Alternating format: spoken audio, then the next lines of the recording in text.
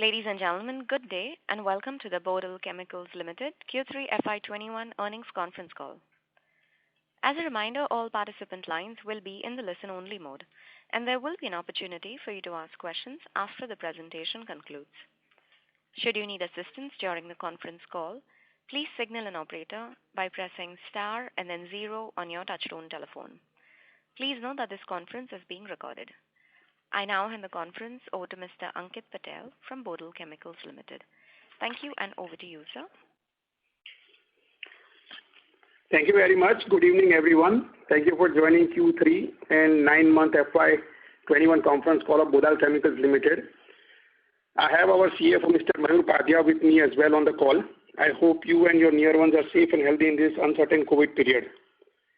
I trust all of you have got an opportunity to see our financial results and investor presentation filed with the stock exchanges and are also uploaded on our website.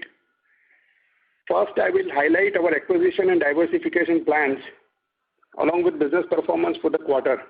Detailed financial performance will be taken up by Mr. Upadhyay later. We are happy to announce acquisition of SEAL Chemical Complex located at Rajpura, Punjab. SEAL is in the business of chlor-alkali and one of the largest players in North India. The plant is developed on the land of around 124 acres, out of which around 60 acres is surplus. Current capacity of caustic soda plant is 250 tons per day, which is 82,500 tons per annum.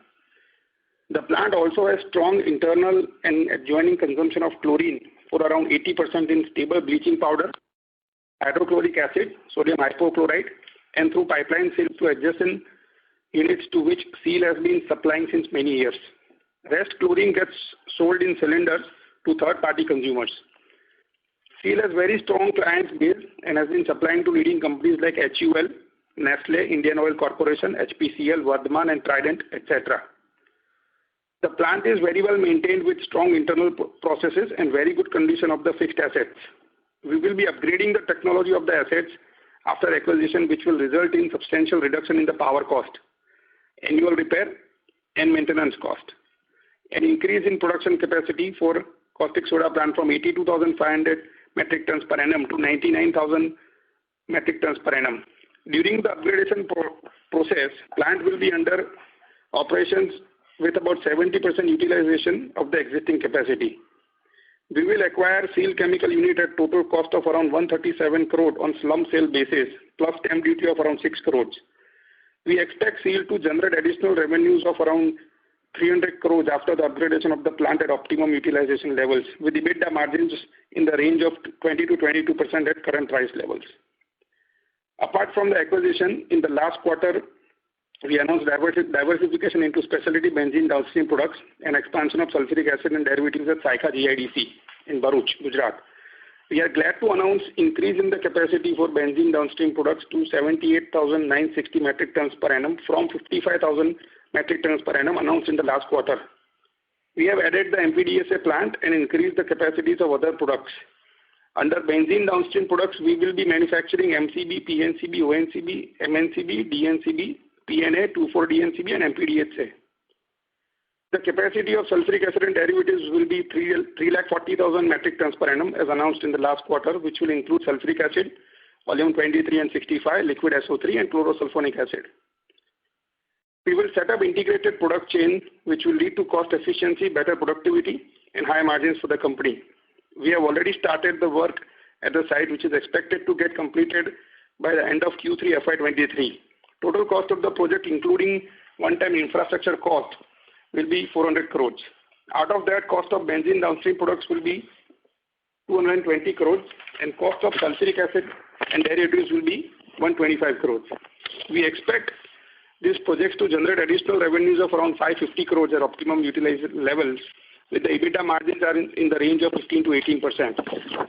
All the projects including acquisition and diversification will be funded by mix of long-term debt and internal accruals. We expect to generate internal accruals of around 100 crore per year and rest will be funded by debt. The quarterly business scenario improved in Q3 FY21 in terms of better demand, higher utilization of plants and more dispatches after the lockdown impact in the first half of FY21. We expect demand scenario for our products to improve further in coming months as the domestic as well as global economics have started opening. During Q3 FY21, the average price of vinyl sulfone was around 171 rupees per kg and HSD was around 359 rupees per kg. Our total production for Q3 FY21 standalone was 68,400 metric tons per annum, which was 31% higher year-on-year, with dye intermediates, dyestuff and basic chemicals including thiol and chloride utilization at 96%, 51% and 100% respectively. Production numbers are on higher side mainly due to two reasons. One is we did not take annual shutdown of basic chemicals plant in Q3 FY21, which we take every year during Diwali. We will be taking that shutdown in February 2021. Second is we have done debottlenecking of our dye intermediate plants, due to which its utilization levels can now reach around 95%. We expect utilization of dyestuff segment to improve further going ahead as demand scenario is improving gradually from textiles and leather sectors. We have started the production at Trion plant from September 2020, and production reached to around 230 metric tons per month and achieved near to break-even levels. We expect Trion plant to turn to profits from Q4 FY21 onwards. On the subsidiary side at SPS, we are planning to start VS plant from Q1 FY22 after changes with respect to technologies which will add to profitability from next financial year. At Sener Boya in Turkey, dispatches have improved to around 300 metric tons per month in Q3 FY21, which was around 150 to 200 tons per month a month earlier. We expect monthly dispatches to improve further going ahead at Sener Boya. All our subsidiaries have returned to profits from this quarter, and we expect them to rise from the current levels and add to overall profitability of Bodal in coming years. With the improvement in the demand scenario for chemical sector globally, we believe Bodal is on strong growth path with strong standalone business model, improvement in performance of all subsidiaries, and addition of new capacities by expansion, diversification, and acquisition. Thank you, and I would now request Mr. Mayur to take up the financial performance in detail.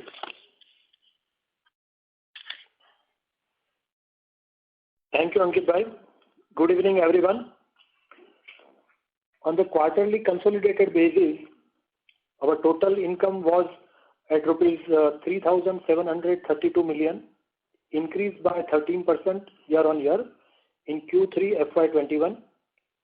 EBITDA, including other income, was rupees 556 million, which was higher by 64% year-on-year in Q3 FY21, with EBITDA margin at around 12%.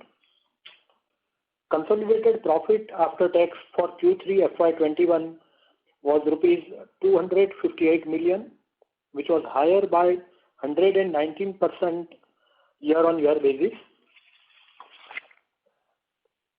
On the standalone performance side, our total income increased by 9% year-on-year to rupees 3,354 million in Q3 FY21.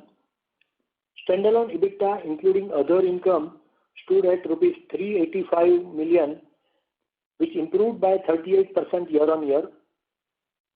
Standalone financial cost in Q3 FY21 declined by 65% year-on-year and 17% quarter-on-quarter to rupees 15 million due to decrease in debt and decline in rate of interest. The profit before tax increased by 75% year-on-year to rupees 299 million. Profit after tax for Q3 FY21 was rupees 231 million, which increased 52% year-on-year and 32% quarter-on-quarter. Trion Chemical posted revenue of 3 million with PAT of negative 5 million. On the subsidiary front, SPS posted revenue of 339 million with PAT of rupees 2 million in Q3 FY21. Performance of our Turkey unit, which is Sener, was impressive during Q3 FY21, which posted total income of rupees 236 million with PAT of rupees 30 million. Total income for subsidiary in China was rupees 73 million with PAT of rupees 9 million in Q3 FY21. let me correct. Trion posted revenue of 31 million and not 3 million. Thank you. And now I open the floor for question and answer session. Thank you very much, sir. Ladies and gentlemen, we'll now begin the question and answer session. Anyone who wishes to ask a question may press star and one on their touchtone telephone. If you wish to remove yourself from the question queue, you may press star and two. Participants are requested to use handsets while asking a question. Anyone who has a question may press star and one. Ladies and gentlemen, we will wait for a moment while the question queue assembles. Our first question is from the line of Aditya Khetan from East India Securities. Please go ahead. Hello, sir. Thanks for the opportunity. So my first question, I would like to also, sir, in last quarter, we had said that we are foraying into benzene derivatives. And now in this quarter, we are now entering into the chlor-alkali business. So just one thought, wanted to know, so apart from our existing chemistry of dyestuffs and dye intermediates, so does that, so my question is, I wanted to understand, so is there not much demand growth available into that business because of which we are foraying into these businesses? Or what is the rationale behind foraying into these two separate businesses apart from our core business right now? So we are already the largest player in dye intermediate space in India, and in dye stuff also we are one of the largest in top 2, top 3 in terms of volumes. Growth in dye stuff is still to be continued at our Baroda complex, but to avoid the volatility that the dye stuff sector has, and also to have a long-term vision, we have been planning to open new areas in chemical sector only. So the benzene-based products, downstream products, has a lot of domination from Chinese players, where the top players are in China. And what we feel is that I think the growth is not going to come much from China, from the leading players. And it presents a good opportunity, because looking at next 10, 15 years, how the agrochemicals, pharmaceutical space is going to grow in India, I think it is a good opportunity. Plus, out of the first phase products that we are planning, there are a couple of products already which we use captively in our existing dye stuff model. So we do have a integration there. Also, we are going to have some integration between the sulfuric acid complex and the benzene-based downstream products at the new site. So we are not going into two different particular chemical chains, but we are actually going to have an integrated business model with a complex theory where sulfuric acid's waste heat will be converted into steam, which has a value of multiple crores annually, and that entire steam will be used for benzene-based downstream products.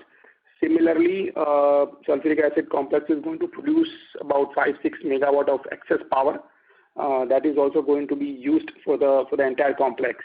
So we are targeting not to buy any power from the state electricity board, and also for the steam, it's going to come from the sulfuric acid complex. So it's going to be very, very integrated and synergized complex. Also, some of the sulfuric acid products will be used in the benzene-based downstream products, and also a couple of the byproducts which are there in the benzene-based downstream products, which are actually difficult to handle or to sell in the market. We will be captively using them in the sulfuric acid complex. So there's a lot of integration that we are doing, just like our Baroda complex, where it starts from basic chemicals to intermediates to dye stuff with common utilities and a lot of byproducts being used internally. It gives a lot of cost advantage against the competitors. So we are planning to execute the similar business model at the new site also. And benzene, like I said, China being the top player in the world, I think India has a great opportunity to grow in that space. and the application of all such products are very wide. They go into agrochemicals, dye stuff, pharmaceuticals, etc. So we really see those products also growing big time. And also some of these downstream products that we are planning, they are imported on regular basis. So we don't have to grab market from the existing players, but I think there is definitely market available. So where we can achieve the higher utilization immediately after we start. And sulfuric acid, similarly, also it's more of a regional business, about 200-400 kilometer radius business. So it also has wide applications. It's the most common chemical in the world, and it's applied at almost in every single category. So with the growth that is going to come up in India, I think there's going to be a regular increase in demand of sulfuric acid and derivatives, and the location really helps us because it is situated in the heart of PCPIR, where Dahej is almost all developed, and then the new GIDC now, Saikha, is now being developed, and Vilayat GIDC also only 5 kilometers away. So I think the entire PCPIR region, which is a few thousand hectares, I think there's only one plant there of sulfuric acid. So I think we can be in a very dominant position to have the early advantage to enter into that area with the sulfuric acid and derivatives. And for acquisition,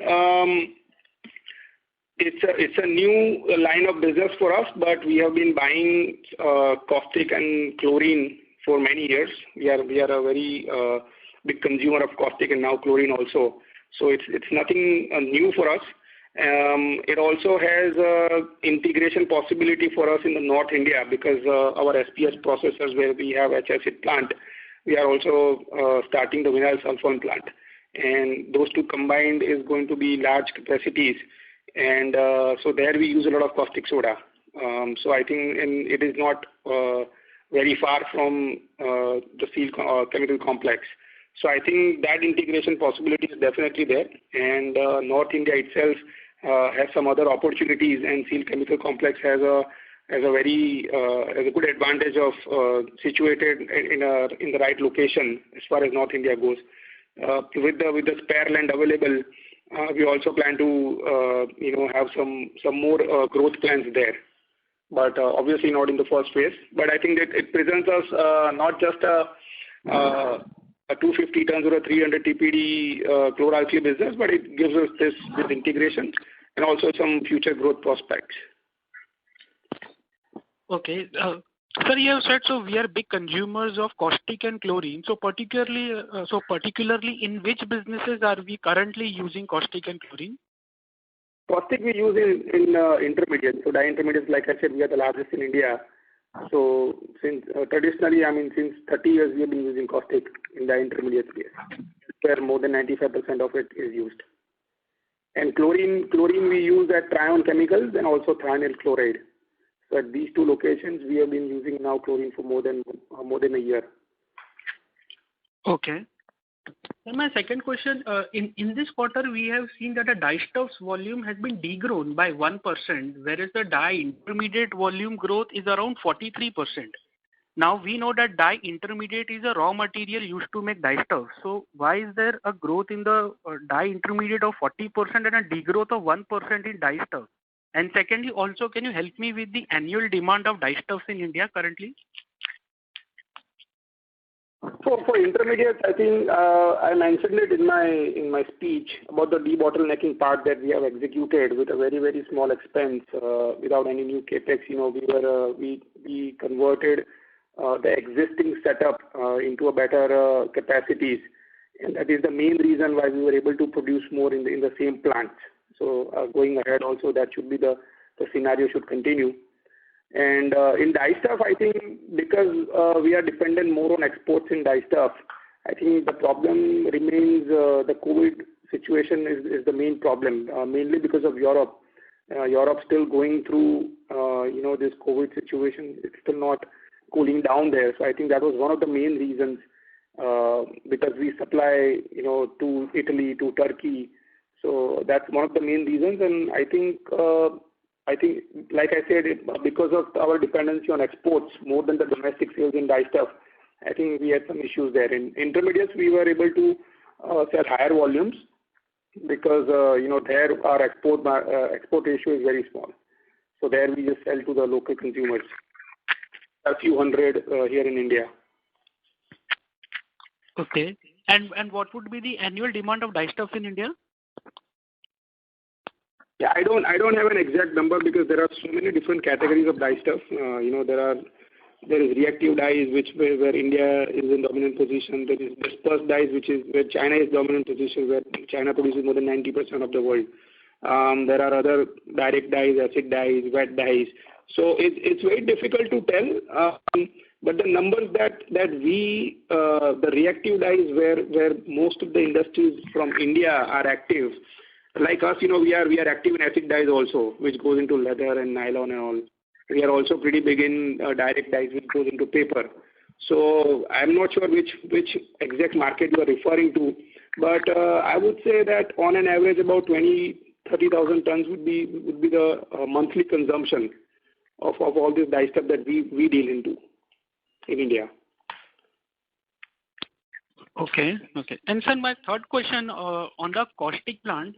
So the acquisition cost is around 137 crore, and also we are upgrading the caustic soda plant from 82,500 to 99,000. So this cost 137 also includes the upgradation part, or there would be some separate capex aligned for this? No, so it does not include that cost. And one of the main reasons why we got this plant at this attractive price is that because the technology there is 20 years old. It needs to be upgraded to be competitive on the market and to earn good margins. So we will have to do it separately. The cost for that, we have already prepared everything for that when we are just ready to place the orders immediately when we get the possession. The cost will be around 100 crores. So total we are looking at spending around 230-240 crores there, which will give us 300 TPD plant, 99,000 tons per annum plant, and that will be ready about 5 to 6 quarters from now. Okay. So that means, sir, so we are talking on a 2-year forward basis, we are talking of a 640 crore capex, and on that 200 crore would be from the internal approvals, and remaining around 450 crore would be from the debt. Is that assumption correct, sir? Yes. Okay, so just want to know, so taking around 450 crores of debt, our existing debt is around 165 crores. How confident are you that the existing expansion would help the company to pay off the debt? Because then our balance sheet would become highly leveraged. Currently, that 160 odd crores debt you said, that is a short-term debt. We are a zero long-term debt company. Let me give it to Mayur Bhai to explain this better. Yeah. See, presently the current debt is around 130 crore, and that 130 crore is having interest rate of average 3% or so. Additionally, there can be some more utilization of working capital, but that will be in the range of about 3 to 4% rate of interest. What additional long-term debt we are going to raise is, you mentioned it correctly, about 450 crore, and presently rate of interest has gone down drastically.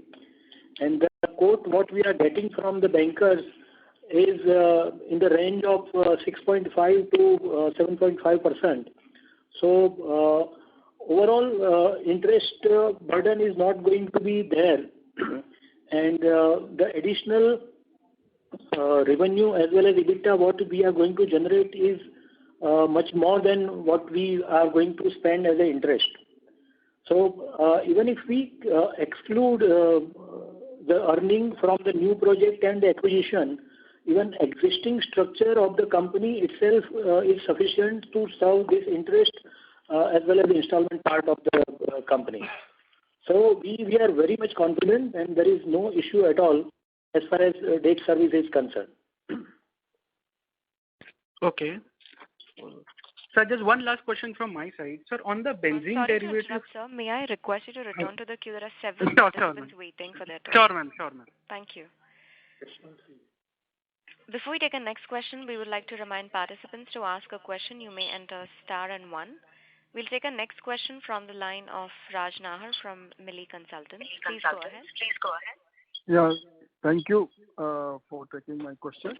I have just one simple question. How is the current market of vinyl sulfone and H acid, and what kind of current price trend is there currently? Thank you. The current market for H acid and vinyl sulfone has actually been good in last 15 to 25 days. And the prices have gradually increased also. H acid price per kg is about 415 and vinyl sulfone per kg price is 235. Some of the raw materials have also shot up, but I think these finished good prices levels are good for us. Okay, so this Uttar Pradesh unit will be now running full? Because which unit? UP unit. UP unit for H acid it is running at optimum capacity, yes. But vinyl sulfone unit is not ready. We are targeting to start that in few months. So then that will also be running at optimum level. Okay, thank you so much and all the best. Thank you very much. Which is excellent for the company in my view. Thank you so much. Yes, thank you, sir.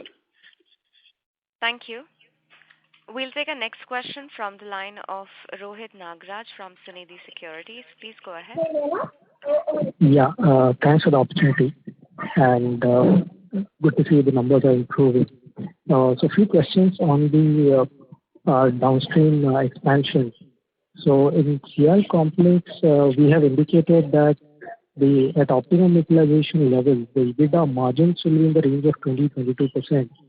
But if you look at generally in the chlor-alkali business, the margins are upwards of 30-35% in normal course of prices, which is currently depressed quite a bit.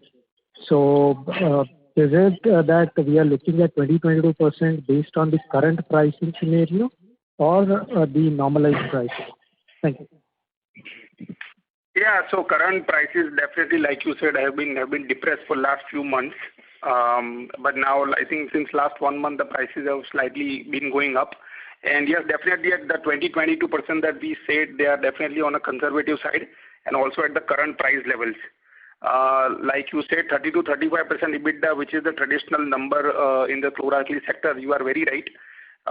So that I think there the prices of caustic has to be around 20, 27, 30 rupees, which is probably the 10-year average. And that's where I think the 30% EBITDA level is. So I think that level should also come back because there was a slowdown in the demand, particularly mainly from the textile sector. That's why the chlor-alkali was suffering a bit. But I think now they are gradually coming back to the normal levels. Sure. The second question is on the specialty benzene derivatives segment. So what has changed in 1 quarter that we have gone in for an upgrade in terms of the capacity and the entire downstream part of the project? Is there something which is already in the pipeline that we see that there is an opportunity and probably it would be an import substitute or something else which has made us think to go ahead with incremental investment and increased capacity? Thank you. So out of the 5 products in the benzene downstream, the very first 2 products are MCB and then PNCB, ONCB plant. So in those 2 plants only, we have decided to increase the capacity. The reason was very simple. While we were getting into more and more details technically, at only of investment of around 40 crores more, we are going to put 1.5 times the capacity of the original capacity that we had planned, which was announced last quarter. So at 40 crore, basically, we are able to increase the capacity.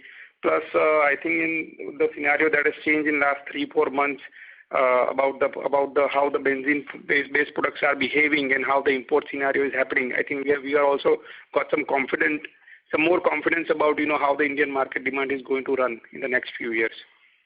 So main reason is with a very small investment, we are going to have 50% more capacity. Sure. And just one last clarification again on the PL complex. So I understand that we have our facilities located in Gujarat.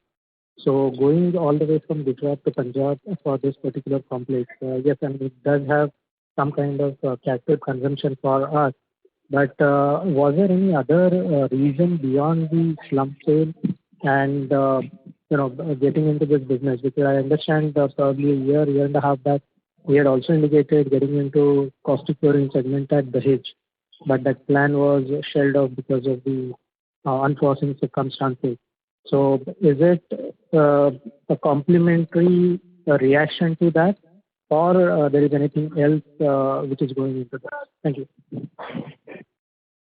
No, I think chlor-alkali is also more of a regional business. So I think this has not much to do with our earlier plan to set up a chlor-alkali here in Gujarat. I think this, as a deal, this was very attractive because the plant, the condition of the plant and also the location of the plant is actually pretty good. And I think running a plant somewhere away from Gujarat, I think that's not going to be a big issue at all, because with now the latest technologies and digitalization, plus we already are experienced to run a plant in near Mathura for now 3 years, and also we have done the acquisition in Turkey. So I think we can definitely manage multi-location manufacturing. I think that should not be an issue. And like I said, the business in North India is also not bad. I mean, obviously the volumes are not like the Western India, but North India also has some large players, and they also keep growing. And one of the main reason was it's not just a single 300 TPD plant that we are going to have there, but there is definitely room to double that capacity, which is the original plan from the earlier from the existing management. And so that option is there. Also, there are a few integrated projects which are not there in North India, where all those products are being supplied from Gujarat, from players like GSCL and other dominant players from Gujarat in chlor-alkali. So there are some projects which we can plan to set up, which has a good demand. So those plans, since there is a ready-made plant operating, when we convert the technology to the latest one, will be the most competitive in terms of all the players being present in that area. And with all these 60 years of surplus land which is available, I think overall, so that complex becomes very chemical manufacturing friendly with all this surplus land. And also, I think North has enough market, and also I'm sure that North will also continue to grow. So we see it as another site for us, where we can definitely take that 300 crore turnover and multiply that by 2 or 3 times in maybe next 5 to 10 years. Sure. Thanks, Ankit, and best of luck. Thank you very much. Thank you. A reminder to our participants, if you wish to ask a question, you may enter star and 1. Our next question is from the line of Aditya Khetan from East India Securities. Please go ahead. Hello, sir, and thanks for the follow-up. So just one question on the benzene derivative side. So what we understand is, so we are going to manufacture PNCB and ONCB. And PNCB is majorly used in pharmaceuticals and ONCB is used in agrochemicals. Whereas our current business portfolio, the end consumers are much more skewed towards the textiles, paints, leathers, pigment side. So targeting a new business and getting approved from the client, so how difficult it is, and how will you stabilize the business? So just wanted to get a quick idea on this. So agrochemical space, from our basic chemicals, which is about 15% of our top line, in thionyl chloride and sulfuric acid derivatives, we already supply to all the large players from agrochemicals. So, for example, we have been supplying to PI Industries, UPL, some of the other on and off leading players like Make Money also. So many agrochemical players, we have been present there for more than, I would say, 5 or 7 years. So selling to these companies or getting approval is probably not a big issue at all. And PNCB, we also captively use because it goes into one of the dye stuff. It goes into a dye intermediate which is called DASA, where we are the largest in India. So the raw material for that, so PNCB is the raw material for the raw material of DASA. So we have been buying PNCB, importing PNCB for more than 20 years now. So it becomes a raw material for us. Now we will be producing it in-house. And what was the other question? No, sir. This question. And sir, second question on this acquisition of the SEC front. So we are already consuming caustic and chlorine. So with this acquisition, we would be using this more of an in-house, or we would be selling it into to our clients. So chlorine we definitely use here in Gujarat, but I think chlorine has some limitations of transport, and plus it's a low value item. So chlorine, to bring it all the way to Gujarat is not going to be viable. So we will not be using, unless it goes through a very high rate cycle, then maybe it can be possible for us to bring it here. But it's most likely it's not going to happen. But caustic now Gujarat players also sell some quantities to North market. So vice versa, North players can also sell to Gujarat area. So we can definitely bring it here. But for our Mathura plant, definitely all the materials will be supplied from there. And I think, but most likely, like I said, it's more of a regional business. So it will be mainly supplying in that 400-500 kilometer radius only. Okay, so caustic we won't be using internally for our dye intermediate base. I want to understand. At our Mathura plant. Okay.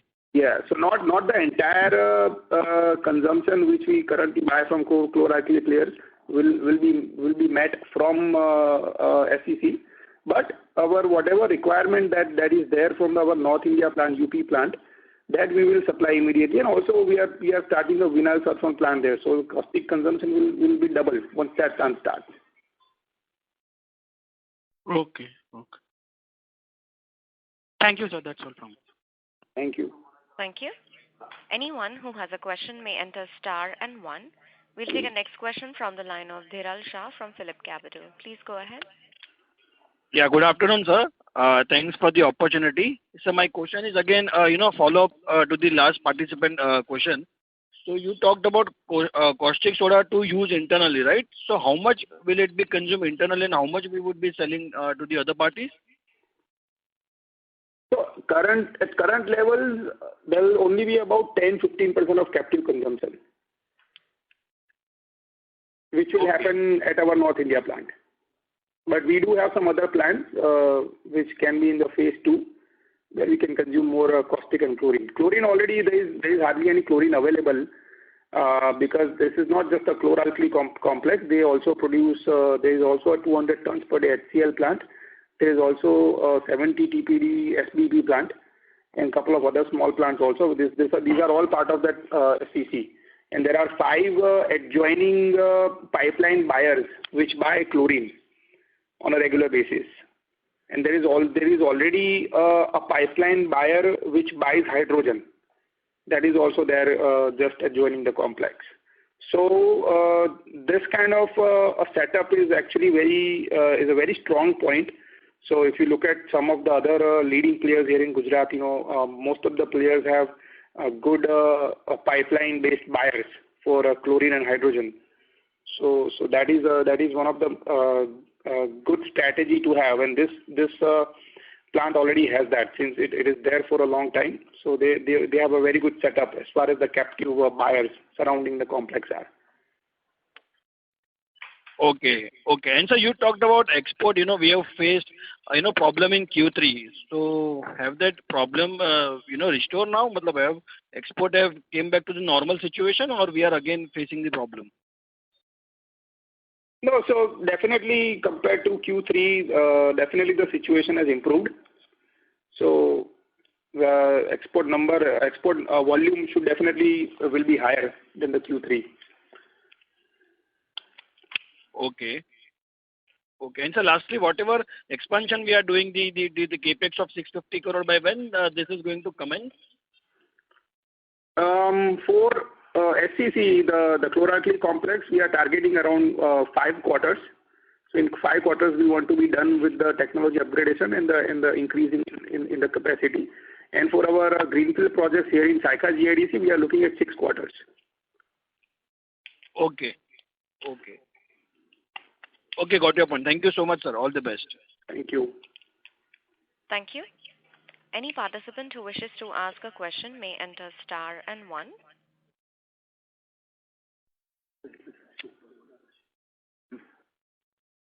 Ladies and gentlemen, if you wish to ask a question, you may enter star and 1.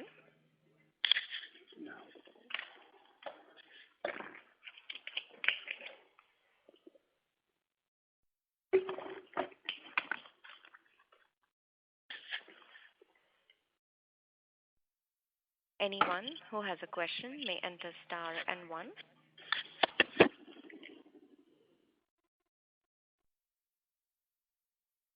We have a question from the line of Chintan Shah, an individual investor. Please go ahead. Sir. My question is regarding the warrant issue. Last time you have extended the warrant deadline. Is the warrant holder accept the warrant or not? No, it's most likely that warrant holder are not paying for the warrant. This is the present scenario. Okay, so you have the almost 150 crore for if the warrant holder are accept the amount. Yeah, whatever 25% warrant holder has paid to the company, that will be forfeited and that will remain with the company. That will be added to the reserve of the company. So is there any problem for the internal investment?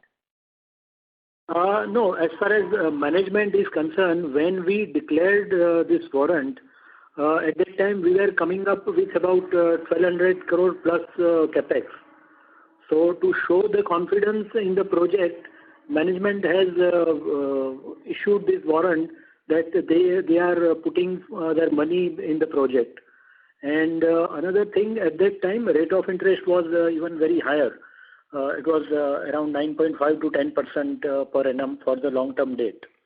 So now presently our capex has reduced drastically. At the same time, rate of interest for long-term debt is also very much lower side. So to fulfill the warrant and dilute present shareholders' equity, it's not a wise step. So we are not diluting equity at this stage. And whenever in future it's required, management will be there to infuse their fund in the company. Okay, thank you. Yeah. Thank you. Our next question is from Amol Dhansale from Bonanza Portfolio. Please go ahead. Yeah, sir, thanks for taking my question. My question is that I have seen in your investor presentation that you are gonna having a shutdown for basic chemicals. So do you will have any impact in production or you have stock already? So can you give some color on that? So we usually take it around November, but this time we try to extend it, and so we are planning to now take it at end of the month. So for about 20 days that plant will be shut down, but we usually store all the captive finished good requirements. So we will be using it from there. But for 20 days, basic chemical plant, sulfuric acid complex will be shut down. Okay, sir. That's it. But it's a routine process for us. It is not. There are no problems with that. Okay. Thank you so much. Thank you. Our next question is from the line of Rohit Nagraj from Sunidhi Securities. Please go ahead. Yeah, thanks for the follow-up, sir. So just one observation that during last quarter, I understand that the dyestuff prices in China have started going up from October onwards. So what is the Indian scenario, and have we seen the same happening in India? And how is the pricing shaping up from January onwards? Thank you. Like you said, definitely last 6 months situation has been improving almost every single month. About 6 months back, all the raw materials and commodities were at very much at bottom. But in last 6 months, most sectors have recovered, and with all these raw materials supply chain going up, gradually also all these finished goods have also gone up. So like vinyl sulfone level used to be around 170 rupees per kg now, which is at 235 rupees. But some of the raw material also gone up. So similarly, I think when vinyl sulfone, HFC, other intermediates go up, then dyestuff prices have to go up.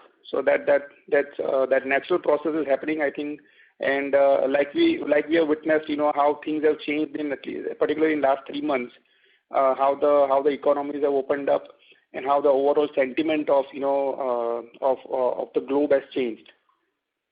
So it's just linked with that, and overall demand is, I think, has been very positive.